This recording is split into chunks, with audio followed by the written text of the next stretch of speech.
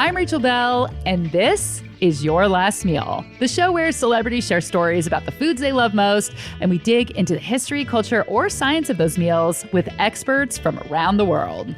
Today on the program, Grammy Award-winning feminist icon, singer-songwriter, Ani DiFranco. I'm not black or white or gray. I'm not he or she or they. I'm not gay or bi or straight. I'm just me, and maybe that's just another thing to say. Ani was one of the first artists to reject the major label system and create her own record label back in 1990. Righteous Babe Records has signed dozens of artists over the years. She wrote a memoir that was a New York Times top 10 bestseller. She's written 2 children's books and recently completed a 5-month run on Broadway in the Tony and Grammy Award-winning musical Hadestown, of which she composed all of the music. And her 23rd album is out now, which means she's about to head out on tour. I was super excited to have this conversation with Ani, and we're just going to jump into it right now. Thanks to the emptiness and the energy that teaches me how to flow. Whenever I start to research someone, the first thing that I do is I just type their name into Google, and then I type the words food, cooking, eating. And I've been doing this show for 8 years, and I think you're like the second person where there was not a single mention of any kind of food. So is this the first time you've been interviewed on this topic? I guess so. My food life has been closeted till now. It's going to be a big reveal. Are you ready to come out? I don't know. Closet, the pantry? Yeah, I feel ready. Okay, good. Well, then I'm going to shift and we're going to wait and give you a second to warm up. So I read this article that you did with NPR where you said, I'm not a singer from the 90s. I'm right here and I'm still making art. Can you elaborate on that? Well, geez, it's always a bit bittersweet to hear, as I do often, I loved you in the 90s, or you got me through high school, or, and of course, I've been making music ever since. There's about 10 or 15 records that I've made full of songs since then. So it's just kind of weird to have it's weird, but it's also fine and kind of beautiful. Mm-hmm. Because in the 90s, my audience was bigger than maybe even was comfortable for me. Playing arenas is no good for me. That's not really a good environment for my kind of art and performance. So the fact that it's sort of retracted to this community of people who have gone on the whole ride, and are still there with me, it makes sense to me. But it's humbling, definitely, to hear that from people. Yeah, you have made 23 albums. Very impressive. Yeah. If quantity is what we're going for. They're all really shitty, but you've made 23 albums. Exactly. Where do you think these people went? Because my first thought was, as you get older, you kind of stop exploring new music. I mean, not everybody, but a lot of people. And do you think that it's just as people age, they just keep listening to the same albums? Yeah, I mean, and I think people listen to less and less music as they get, busy with all the grind of grown-upping. And I do love hearing from people who have been listening for 30 years, though. This is another thing I hear a lot is it's so cool the way our lives have been parallel all this time. When you were young and angry and elbowing out space for yourself, that was me. And then when your heart was broken, that was me. And then when you had children and your life stopped, that was me. And then you're struggling with all these other things. And so I do love hearing that from the people that are still listening, that, I'm not alone in any of it. Yeah, that's nice. I also read another quote that someone wrote about you. They said you're as committed to beauty and joy as revolution. And you've been labeled, like so many female artists in the 90s, Alanis Morissette, as an angry feminist. Do you feel misunderstood? I mean, yeah, it used to get under my skin for a lot of years, decades, perhaps, this label of angry, because I It just felt like the descriptor that gets applied to women who push back, and include anger in their palette of emotions and their experience of life. So it always felt really reductive and kind of ironic. And people, another thing that I've heard a lot over the years that I used to hear every day when I would show up to a venue is some dude, the house dude at whatever club or wherever I was playing, would sort of look at me with wonderment and say, I thought you'd be taller. Or, because I was just this little smiley, harmless, friendly chick that would show up and they would have this image in their mind of, this puppy eating feminist, hairy feminist who was going to bite their heads off first and ask questions later. Yeah. Yeah. I've watched a lot of interviews with you just getting ready for this, and you're so smiley and joyful in all of them. Yeah. Yeah. I don't know. It was always kind of funny that I was labeled angry for so many years. You mentioned being short, and you have a theory about that. Can you share? Yeah. Well, I recalled back to my childhood of eating public school lunches in Buffalo, New York, and how Cisco, lowest common denominator, anti-nutrition that was for all of my formative years, at least for lunch, and dinner was a bit haphazard at my house. So anyway, I do wonder if I had better nutrition as a child, if I might be a little taller than 5'2". Yeah, But maybe who that's a whole knows? generation of shorties eating school lunch. That would actually be an interesting study to follow people. Yeah, right. I mean, it's got to have an impact, huh? I mean, you certainly do see people in general getting more taller and taller, right? Mhm. And Yeah. bigger and stronger. And I think that's because we're fed so well now.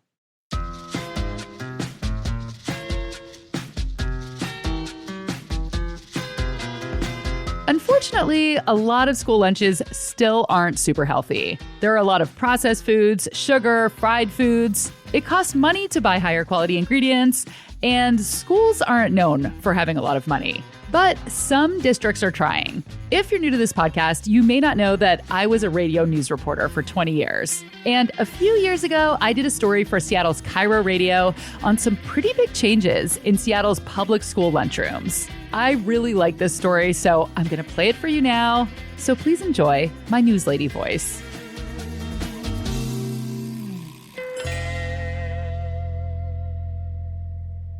Rock, paper, scissors, shoot. Oh, rock, paper, scissors, shoot. It's lunchtime at Greenwood Elementary School in Seattle. We have veggie burgers or we have brisket with baby potatoes, beef gravy, and rolls. Over the past year, the lunch menus at Seattle schools have been slowly evolving. Fewer processed foods, more vegetarian options, and meals that appeal to the heritages of the children in a particular part of town. And that's all thanks to Aaron Smith, the district's new director of nutritional services, who moved here last year from Chicago. Student palates are a lot more sophisticated than what I expected it to be.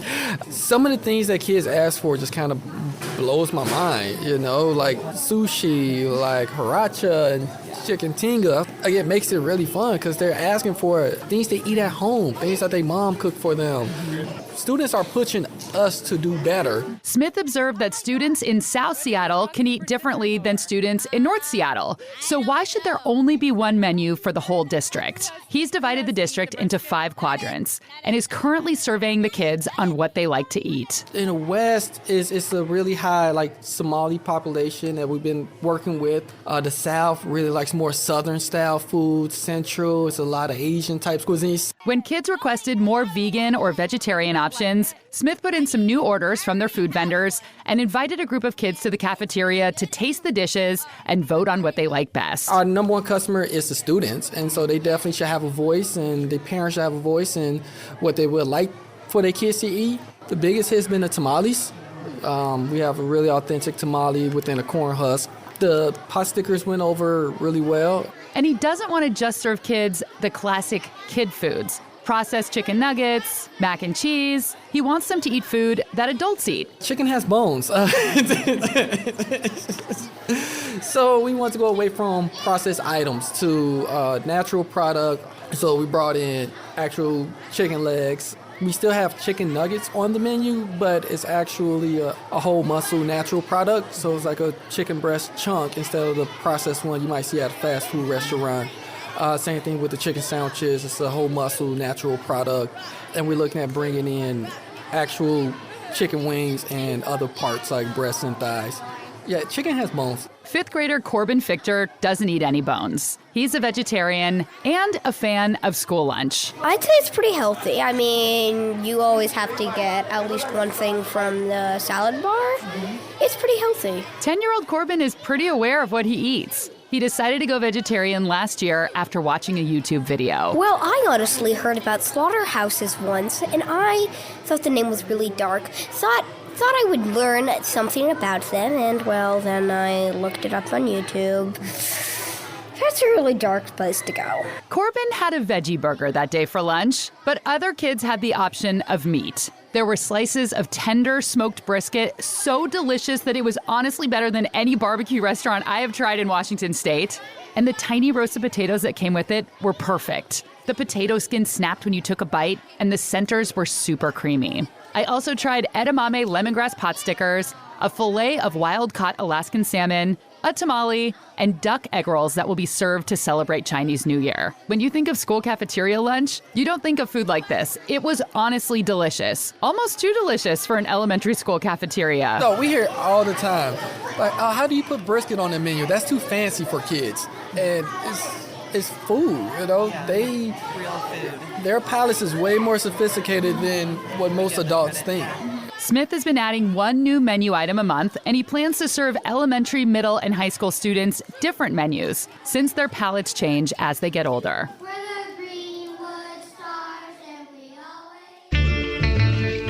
When we come back, Ani and I talk about America's most hated foods, all of which she really loves.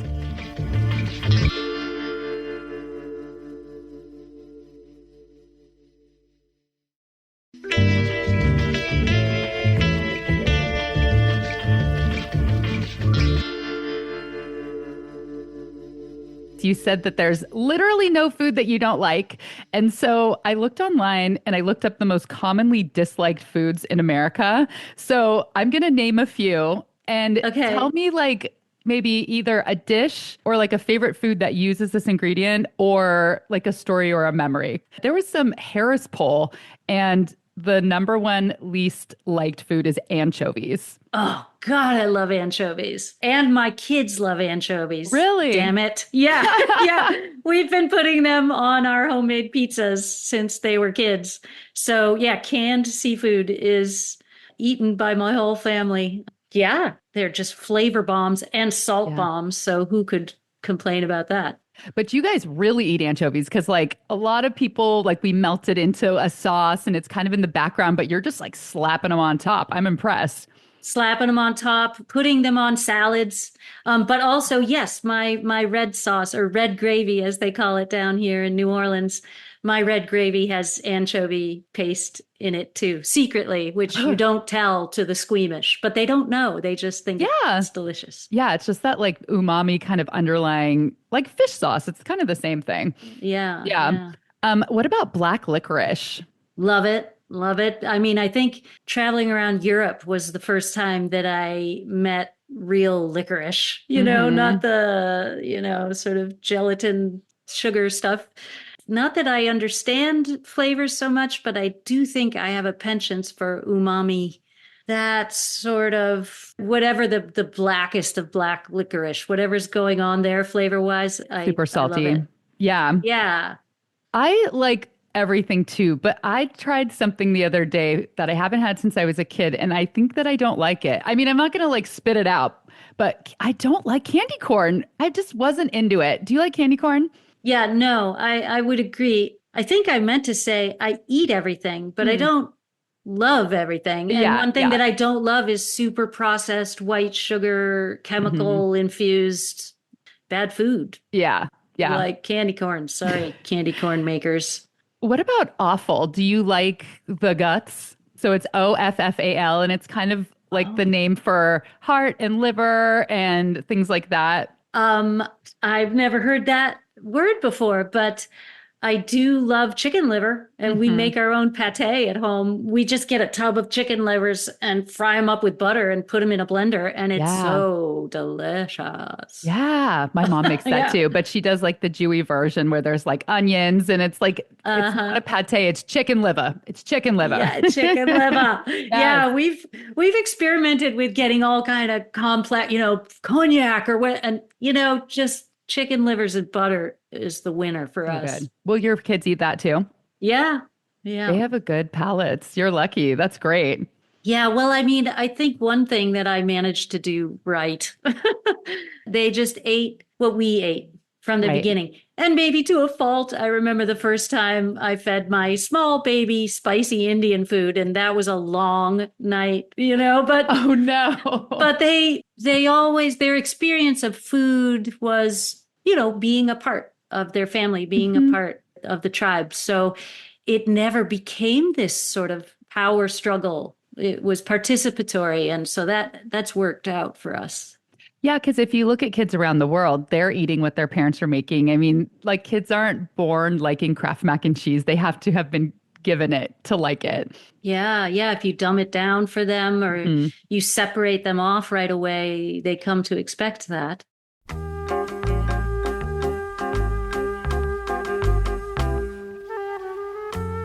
Research shows that a lot of the reason people like or dislike foods is related to culture. It's usually not genetics or your personal taste buds. For example, a dish like stinky tofu, super popular in Taiwan, really hard for most Americans to eat. Of course, part of that has to do with exposure. It's a flavor people in Taiwan or China have been eating since they were young, and they developed a taste for it. But sometimes it can be connected to social identity. Social norms and identities play a role. There are foods that sort of are attached to whether it's a national identity or an ethnic group or a religious tradition. Again, you're probably exposed to it when you're young, but there's also a sense of like, this is part of who we are, is that we like this kind of food. Dominic Packer is a social psychologist and professor of psychology at Lehigh University. His colleagues did an interesting study in Ottawa, Canada. They set up a booth on the street and asked passerby to stop and participate in what they were calling a taste test study.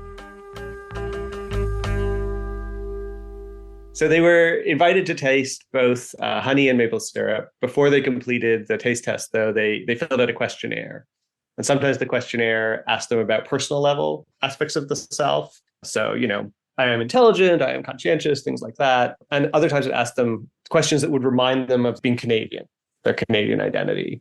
And then when they tasted the honey and the maple syrup, what they found is that the participants who had been reminded of their individual level selves liked them equally, on average, about the same. But the participants who'd been reminded that they were Canadian liked the maple syrup more than they liked the honey. Although they're both sweet, they're both sticky, very similar in some ways. Maple syrup is attached to the Canadian identity, whereas honey is not necessarily part of what it means to be Canadian.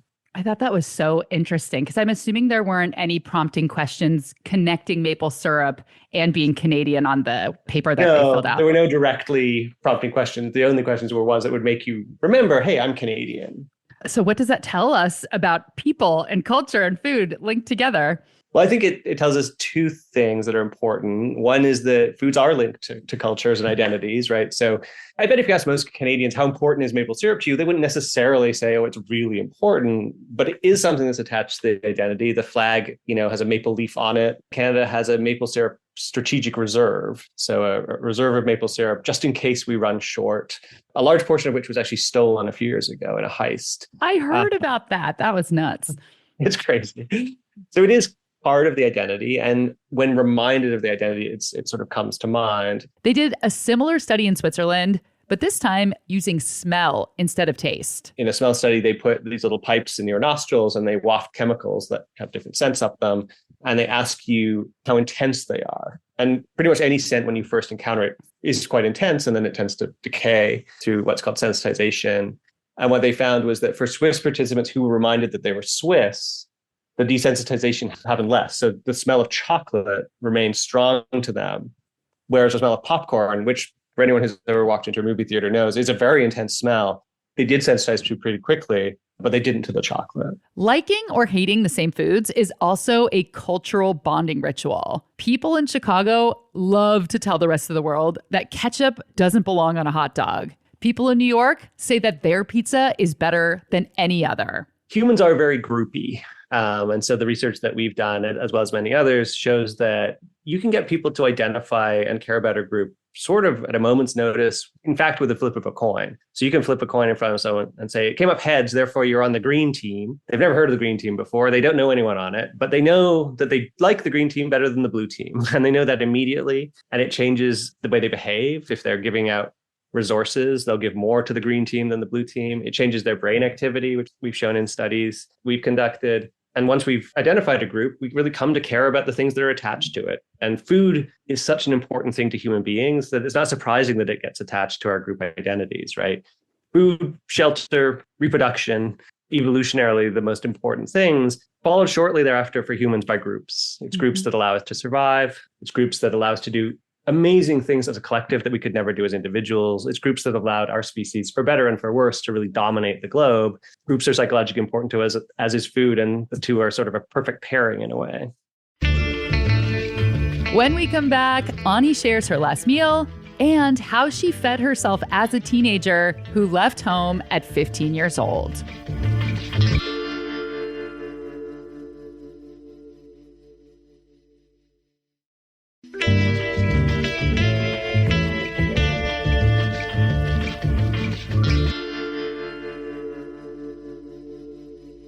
Ani lives in New Orleans with her husband and 2 kids, one of the country's most famously delicious cities. What would your last meal be? Oh, yes. I had to think about that for quite some time, and I picked watermelon salad. And what goes into the watermelon salad? Well, my watermelon salad, that's really what I want it to be. Watermelon, of course. Cucumber, I think, is my favorite vegetable to pair it with. A lot of herbs, definitely dill, mint, a lot of mint, microgreens of some kind, fruity vinegar, olive oil, salt and pepper, feta cheese. Something about the vinegar, the sort of dressing, the dressed watermelon vibe just thrills me. I love that too. That feta with watermelon. And I do the cucumbers also because it's just like that nice crunch. And obviously it goes with the feta too. Yeah, it is kind of a magical dish. But when it sits for a little bit, everything gets weird. So I feel like you have to eat that right away. I know. I have learned that too. Just don't make any extra because no, you are not going to eat that tomorrow. Yeah. Why is that your last meal? I mean, to me, it just tastes of the bounty of the earth. Our earthly existence, that I was blessed to have. And it tastes of summer and everything being alive and the bounty. I think it's celebratory of the earth. Yeah. And you live in New Orleans now. You grew up in the Northeast. You're in New Orleans. Has your taste changed or your cooking changed since you've been in such an iconic culinary city? Sure. Oh, yeah, sure. I've learned a lot of things, how to make good red beans and rice. My husband actually makes the best gumbo in town. So that's pretty cool. I'm his sous chef sometimes and he's mine. Do you do like the Sunday red bean and rice tradition? Yeah. We do. Not necessarily on Sunday, but it probably appears once a week or so. Nice. We used to do Friday fish fries and just splatter oil all over the kitchen. Catfish once a week. Haven't done that a lot lately. That's awesome. I love visiting farmers markets around the country because they're so different. Like I was just in Northern California and I'm like, oh my God, there's persimmons. And I mean, I brought 2 pomegranates home on the plane. I was so excited. What is in season right now at the farmers markets in New Orleans? Like, do they have special things that you don't really see in other places? Oh, sure. I mean, I actually made grits this morning for breakfast, and I was talking to a friend who's staying with me now and saying, I didn't know grits existed growing up in Buffalo. And I wonder if they are in Buffalo supermarkets today. Maybe so, but not when I was a kid. Okra is something I have growing in my yard. That was something that I never ate till I was here. For her last meal, Ani DiFranco wants a watermelon cucumber feta salad, which I agree is one of the best summer salads. I have featured the cookbook Rage Baking on this podcast a couple of times, most recently on the Kathleen Hanna episode. And Ani was one of the women interviewed in the book, but she didn't provide a recipe. So I wondered if she was a baker or a rage baker, someone who heads to the kitchen to bake out their frustrations when they're upset about the state of the world. But Ani says for her, baking actually does the opposite. I do bake. I made some pretty killer banana muffins the other day. The family applauded. Nice. You know, my family has provided this wonderful balance for me. I guess, I mean, especially my kids, for being on a mission in the world, you know, a political, activist mission.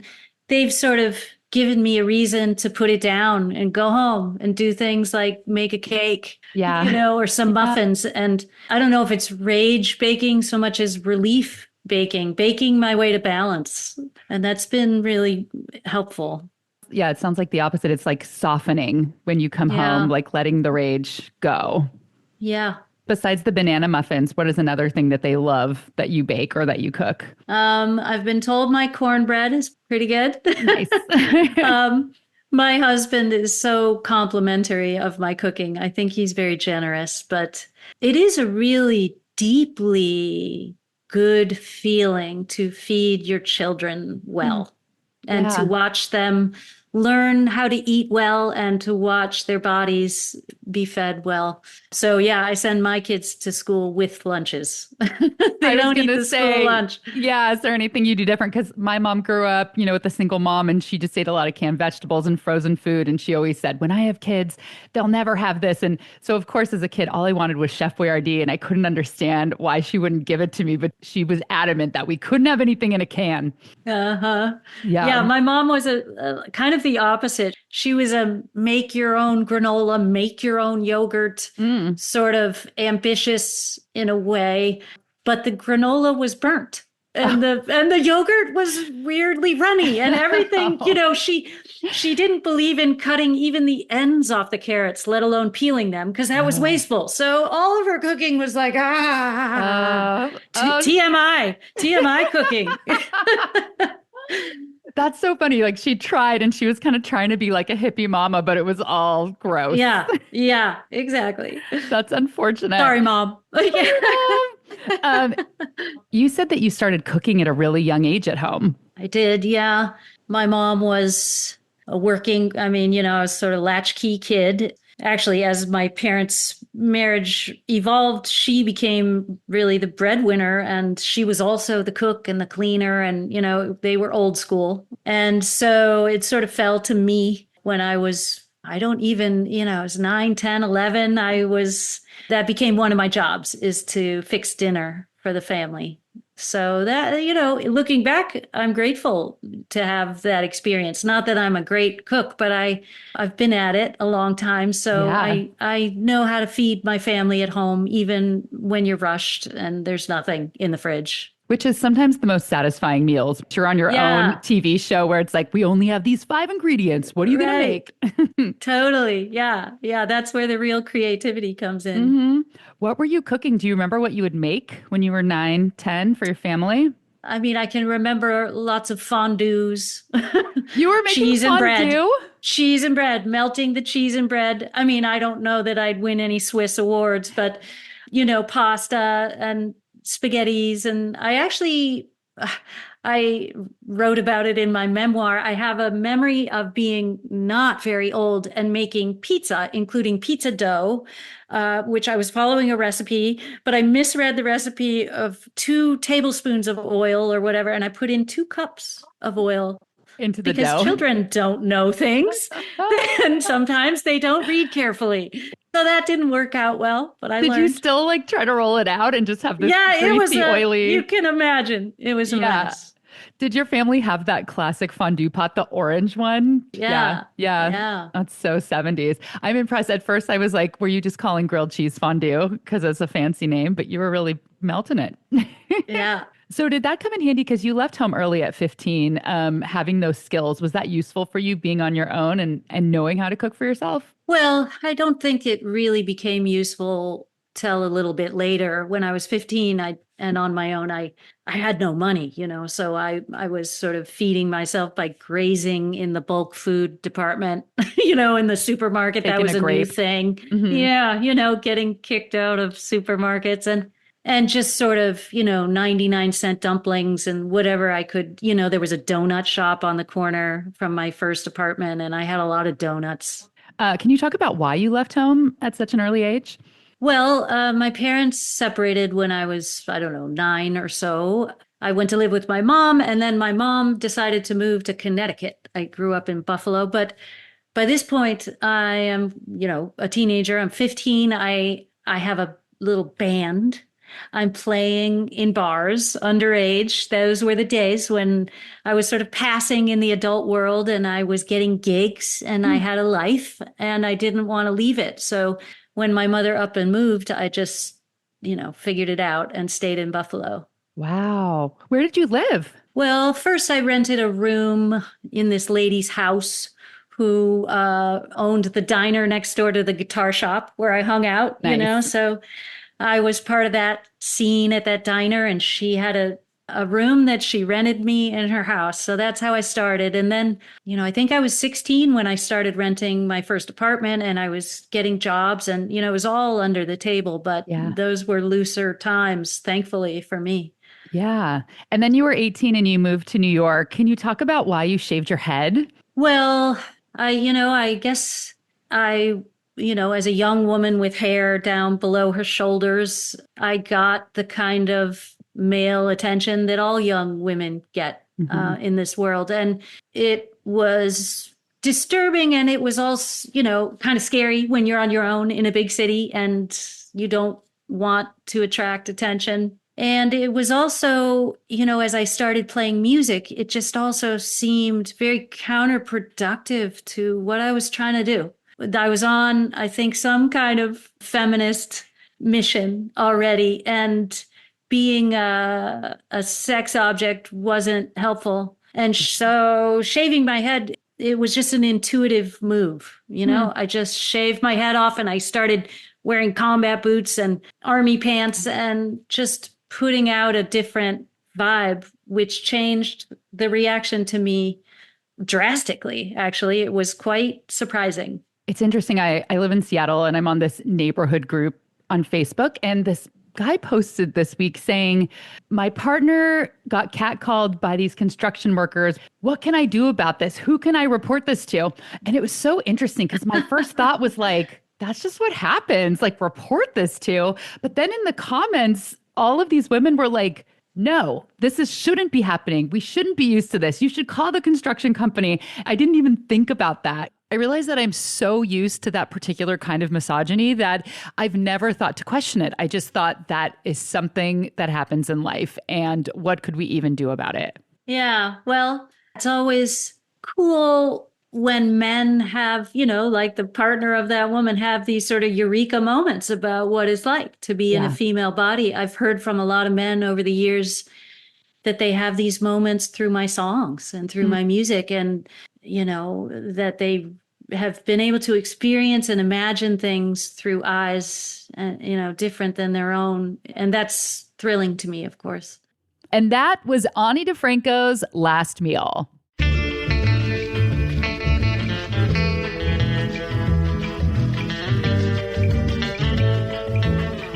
On January 16th, Ani leaves on a big tour for her new album, Unprecedented Shit. She'll be playing around the US and Europe through June.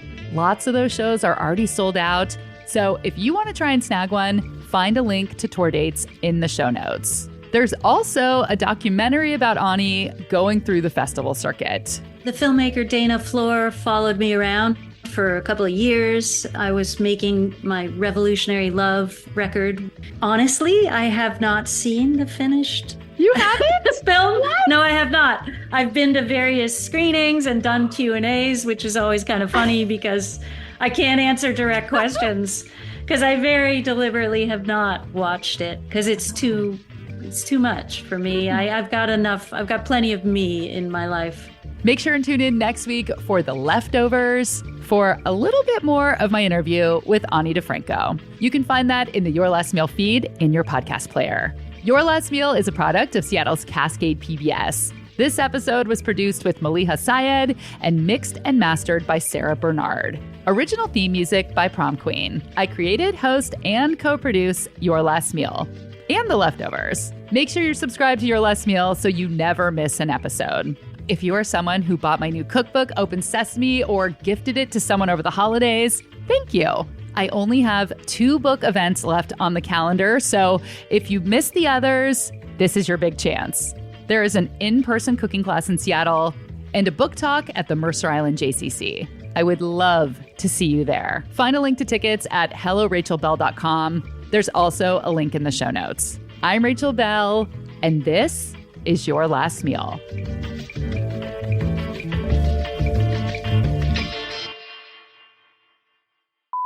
Just a side question. I'm curious because I had him on the show. He's also from Buffalo and around your age. Do you know John Resnick from the Goo Goo Dolls? Did you know him in Buffalo? We're acquaintances. Yeah, we've met. Yeah. Okay. That's a cool room. It's like the nice, thank you. It looks like it's upside down, like it's a hardwood floor. Yeah. Yeah. It's on the ceiling. It's on the walls. Lionel Richie would love it. He could dance on that ceiling. That's no right. problem. Where is he when I need him?